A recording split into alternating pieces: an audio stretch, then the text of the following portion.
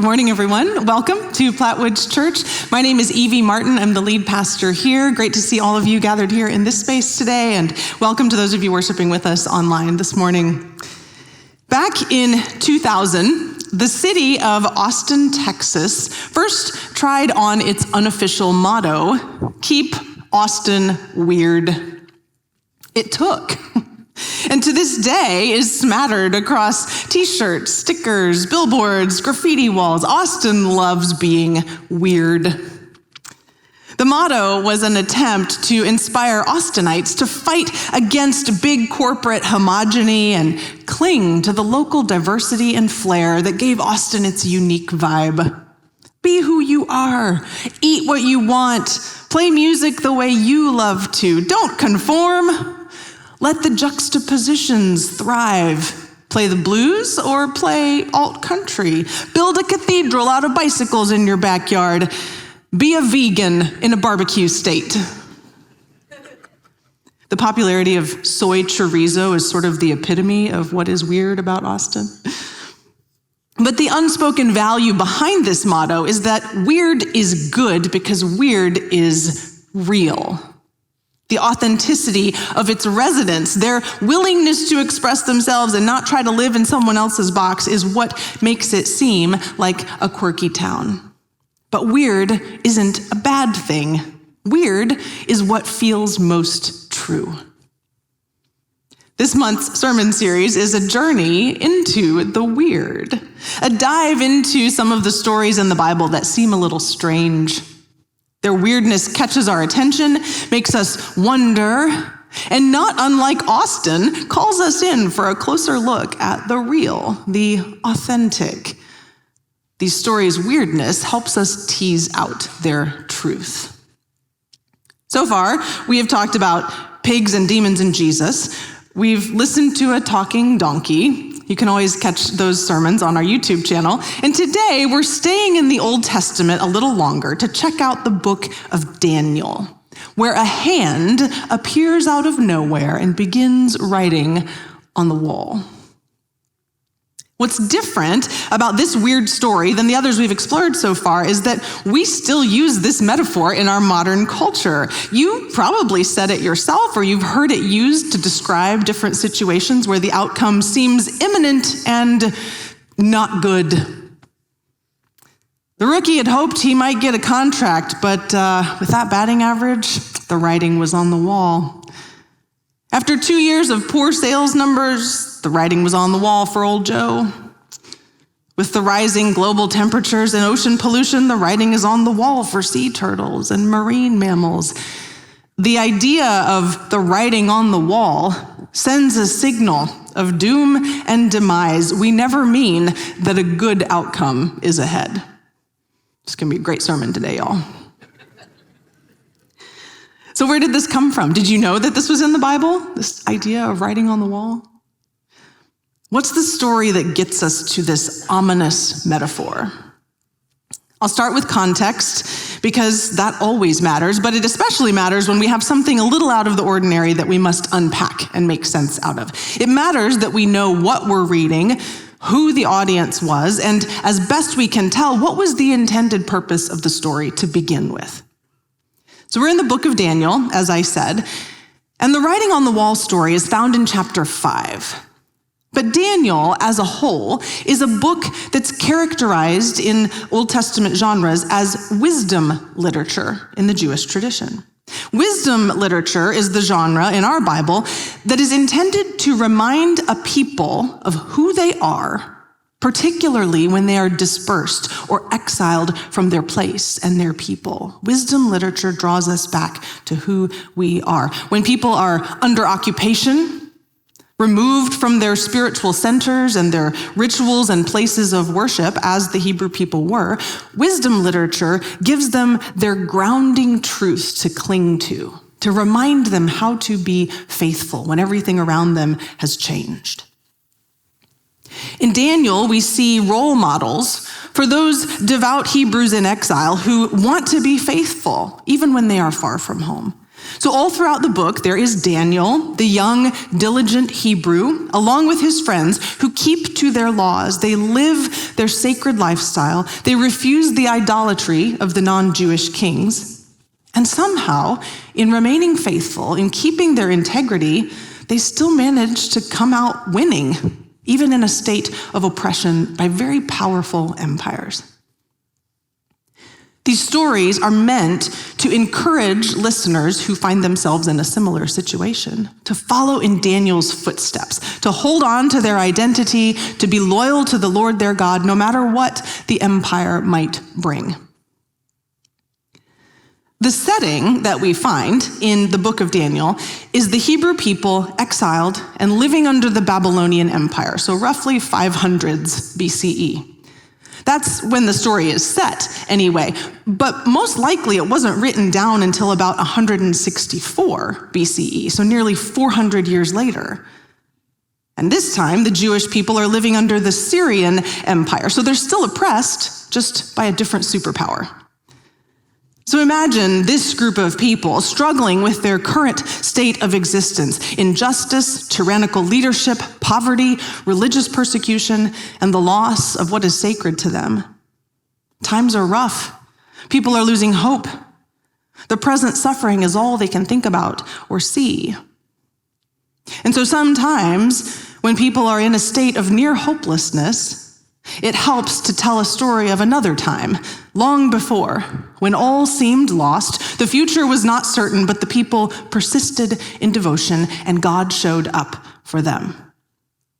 So in real time, the Jewish people are oppressed by the Syrians, but the story they are clinging to is the one we read in Daniel about the kings of Babylon 400 years before. In this Babylonian setting, we meet a series of petty kings, some good, some bad, some innocuous. Nebuchadnezzar might be a familiar name of fiery furnace fame. He was the example of a king who was petty and power drunk until his encounter with the God of Israel. And at that point, once he had encountered this God, he humbled himself before God, and therefore he was allowed to live. His son, Belshazzar, has a different story. And Belshazzar is who we meet in Daniel chapter 5. And amid all these kings and all the shenanigans they pull with all their different gods and idols and rituals and feasts, we have Daniel and his friends trying to keep their faith and live the life their God has called them to, trying to remember who they are when competing voices and influences swirl all around them. So here's the scene in Daniel chapter 5. King Belshazzar threw a huge party for thousands of his princes, and he drank a lot of wine in front of them. While he was under the wine's influence, Belshazzar commanded that the gold and silver equipment that his father, Nebuchadnezzar, had taken from Jerusalem's temple be brought to the party, so that the king, his princes, his consorts, and his secondary wives, not his primary wives, could drink wine out of them. So the gold equipment that had been carried out of the temple, God's house in Jerusalem, was brought in. And the kings, his princes, his consorts, and his secondary wives drank out of it. They drank a lot of wine, and they praised the gods of gold, silver, bronze, iron, wood, and stone. Wine is referenced 5 times in these 4 verses. We know from earlier in the book that Daniel and his friends are on a regimented and more Whole30 sort of dietary schedule. You may have even heard of a Daniel fast today. Anyone ever done a Daniel fast? I have not. I eat all the food. Needless to say, Daniel and his friends, their diet does not include wine. So this intro is already setting up a stark contrast between the faithful Hebrew and the bawdy non-Jewish king. We also get a picture here of Belshazzar as a self-absorbed, impious, lewd sort of king. Not only is it a raucous party with lots of wine and women, it draws upon the same sort of legacy his dad had left him. Daddy King Nebuchadnezzar had raided the temple in Jerusalem years before. He had taken the vessels, the cups, the plates, the dishes for sacred meals and offerings. these objects of great significance and value to the Jewish people. He had taken them and kept them for his own palace. As if that offense were not enough to the people, Belshazzar now goes a step further and says, bring out these special dishes for this extravagant drunken party. You can imagine the feelings here. This is like taking your grandmother's Bible and using it as a door prop. Or maybe more like stealing our communion table to do bag checks at Mardi Gras. The king has publicly desecrated these sacred things for a people who have already lost everything else. This king is petty and kind of a jerk. Now, just to be clear, this story is only a story about King Belshazzar of Babylon. It is not a caricature of arrogant, ungodly leaders at any other time or in any other place in history. There are no parallels to be drawn with kings or prime ministers or governors or presidents or dictators over the last 2,000 years. That's not how literature and story function. They're never talking about human patterns and problems on a larger scale. I digress. The sacred dishes are filled with wine. The party goes on. And then, right then, the fingers of a human hand appeared and wrote on the plaster of the king's palace wall in the light of the lamp. The king saw the hand that wrote. The king's mood changed immediately, and he was deeply disturbed. He felt weak, and his knees were shaking. The king yelled, calling for the enchanters, the Chaldeans, and the diviners. The king told these sages of Babylon, anyone who can read this writing and tell me its meaning will wear royal robes, will have a gold chain around his neck, and will rule the kingdom as third in command. Then all the king's sages arrived, but they couldn't read the writing or interpret it for the king. At that point, King Belshazzar was really frightened. All the color drained from his face, and his princes were also very worried. I've learned recently from my two sons that there are different kinds of scary. There's phobia level, things that we can't help but be afraid of, spiders and heights and snakes. Then there's also violence and gore. That's a different level of scary. Then there's a jump scare, something that startles or surprises you. And then there's what my son called atmospheric, what I'd call creepy, like a haunted house or paranormal activity, things that can't be explained. Different kinds of scary. I usually hear about this typology of terror when I'm telling them that they can't watch or read something because it's too scary. But Mom, it's just jump scare scary, not violent scary. Or I'm not afraid of ghosts, I can watch it. Side note, they rarely win these arguments. Last week, I stumbled into the creepy brand of scary unintentionally when I found myself alone for an hour in the Airbnb that I had booked with 6 other women clergy for our annual conference in St. Louis. It was a 100-plus-year-old house, quiet and creaky as I was getting ready for bed. I am not one who is easily given to fear of the paranormal, but may I remind you that I was alone. So, when I heard footsteps walking through the room across the hall with no reasonable explanation, you can bet I was down the stairs and out on the front porch in 6 seconds flat, calling my friends to come save me from whatever poltergeist was lurking inside the house. A plausible explanation has since been given. But in the moment, I felt a bit of the knee-shaking, face-draining terror that King Belshazzar experienced when this human hand, no arm, no cloak of invisibility, appeared and started writing on the wall under the lamplight at his party. This was a terrifying supernatural event. The kind that can scare a king and all his advisors and diviners too, people who were accustomed to dealing in otherworldly activity. This event was something beyond what they could interpret or explain. Upon hearing the commotion coming from the kings and his princes, the queen entered the banqueting hall and declared, "Long live the king. Don't be so disturbed. Don't be so frightened. There is a man in your kingdom who has the breath of holy gods in him. When your father was alive, this man was shown to possess illumination, insight, and wisdom, like the very wisdom of the gods." I could have used him there last Saturday night in the old house. "Your father, King Nebuchadnezzar, appointed this man as chief over the dream interpreters, enchanters, Chaldeans, and diviners. Yes, your father did this because this man, Daniel, the one the king named Belteshazzar, possesses an extraordinary spirit, knowledge, and insight into the meaning of dreams. He can explain ambiguities and resolve mysteries. Now, in light of all that, summon Daniel. He will explain the meaning of this thing." I'll pause for a moment here just to share some fun Bible observation. Whose is the voice that brings reason into this situation? It's the queen's.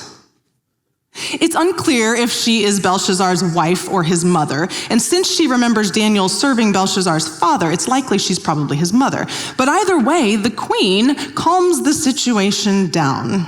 She offers wisdom and a solution that no one else in the room can seem to grasp. This doesn't just happen in this story of Daniel and the writing on the wall. This is a pattern we see multiple times in the Old Testament. We see it in the book of Esther. We see it in 1 Samuel with the woman from Tekoa. We see it in 2 Samuel with Abigail and King David. We see it here again, where a woman suddenly and briefly appears in front of a royal figure to offer common sense advice. It is counter to the official wisdom that the monarch is seeking, but in these stories, the women's words consistently change the course of the narrative, and they lead toward the revelation of the God of Israel. All that to say, women, do not silence your own voices of wisdom and common sense when you have the ear of those in power. It is biblical for you to speak truth in the midst of chaos and misguided leaders losing their heads. And men, when you are scared, maybe listen to wise women. Back on track. The court takes the queen's memory and her advice, and they summon Daniel, whom everyone else had apparently forgotten. The king said to Daniel, "So, you are Daniel, the Daniel from the exiles that my father the king brought from Judah? I have heard that the breath of the gods is in you, and that you possess illumination, insight, extraordinary wisdom. Now, the sages and the dream interpreters were brought before me to read this writing and interpret it for me, but they couldn't explain its meaning.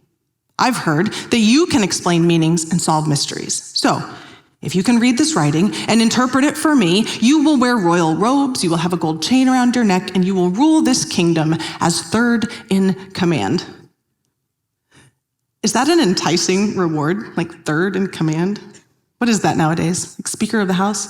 Secretary of State? Oh, what is it? Speaker of the House, there we go. I don't know, that seems like a lot of work to offer as a reward, but it doesn't really matter because Daniel refuses the reward, but he agrees to go ahead and interpret this spooky writing anyway. He begins by reminding Belshazzar who his daddy was. Always good to remember your dad on Father's Day.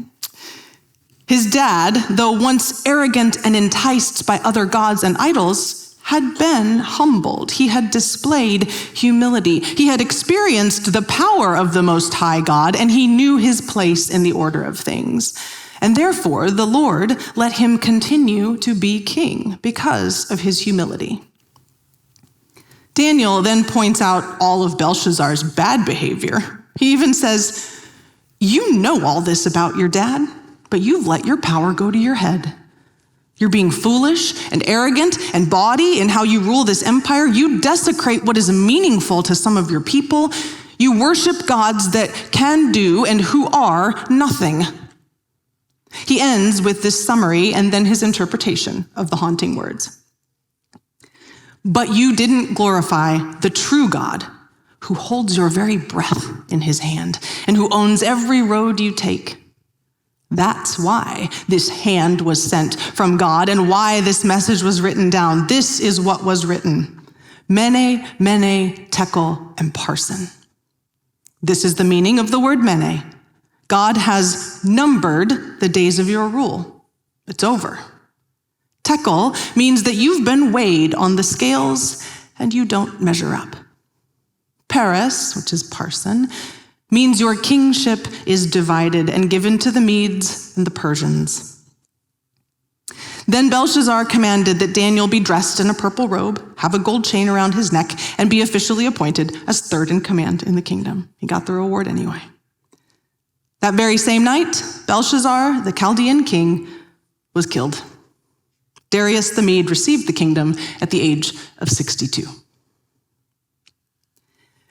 And so, as this weird story ends with Belshazzar's immediate demise, we get the modern meaning of this metaphor, which has not strayed from its origin. The writing is on the wall. You have been measured and found wanting, and so the end is now. So what do we do with all this weird?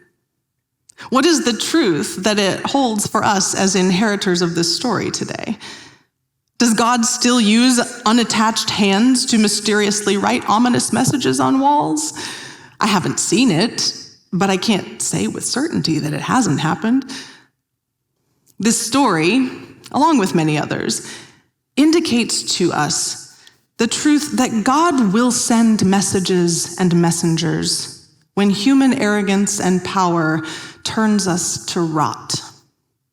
When injustice and oppression and mistreatment of people has gone too far, God will send a message. It may look different across times and places, and perhaps it is often ignored. But God has little use for leaders who forget who is God and who is not. God does not align with leaders who lack humility.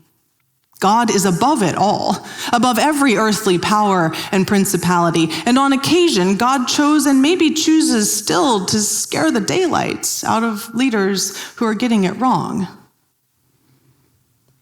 For those of us who lead, who find ourselves as leaders, the story invites us to remember what God desires in our hearts and in our treatment of other people. And for those of us who follow, we would be faithful, like Daniel, not to align ourselves with the Belshazzars of the world, who hold nothing sacred, who belittle the people they lead, who think nothing of nothing but their own gain and power. They will be measured and weighed one day too. This story also gives us an indication of where God's heart is. God always sees the plight of the oppressed. We have to be discerning when we read the stories of oppressed people from our modern vantage point. It would be tempting for us to step into the shoes of the protagonists of this story, the exiled people of Israel. But when you think about our world today and who holds the most power and resources, honestly, we are less like the Israelites and more like the Babylonians. We may be more prone to the pride and the extravagance of King Belshazzar than the steady faithfulness of Daniel in the midst of bondage and exile, though that is what the story calls us to. So we would be wise to consider carefully our position in the story. If we are Babylon, God desires our humility. God desires our compassion. If we are Israel, God desires our faithfulness in the direst of circumstances. God is with the oppressed. We do well to be there with them too. And the part that Daniel plays in this story reminds us of what part we can play, no matter where or when we live. People who know who they are and what God asks of them can be and will be faithful, regardless of who is in power, A good king or a bad king, Daniel lived with both. A good president or a bad one, a good prime minister or a bad one, a benevolent dictator or a bloodthirsty tyrant. When we are steady in our identity, which post-New Testament makes us followers of Christ, when we remember how he taught us, teaches us still to live and to love, then like Daniel, long before, we can interpret with wise eyes God's power that exists beyond what is temporal. This story, as doom and gloom as it is, still points to a fragment of hope. Even after hundreds of years of exile, with kings who tore apart the things they held most dear, the Israelites did not lose hope. They felt closer and closer to hopelessness. Their plight did not change, but the story is told to remind them that even in the direst circumstances, there will always be those among us who can discern and interpret God's desire. Those who can speak to the way things should be and to the restored future that is yet to come. When the loudest voices in our world are the ones spewing hate and trying to divide, when they center consumption and control and exclusion of vulnerable people, it can feel like we're in a hopeless state. It is hard to hear a hopeful way. And this is how the Israelites felt after 400 years of this sort of life. It's why this story is in our Bible. But then and now, there are wise ones among us who can see God's different way. They may be forgotten or unknown for a time like Daniel was, but they are the ones we should listen to. They seek no reward, but they point us always to hope and to God. May the weirdness of this old story ring true with wisdom. Wisdom of the ages that sees God's presence and defense of the oppressed. Wisdom that keeps us grounded in steady faithfulness even when times are horrible. And wisdom that opens our hearts and our ears to the Daniels among us, pointing us always toward hope in God. Amen.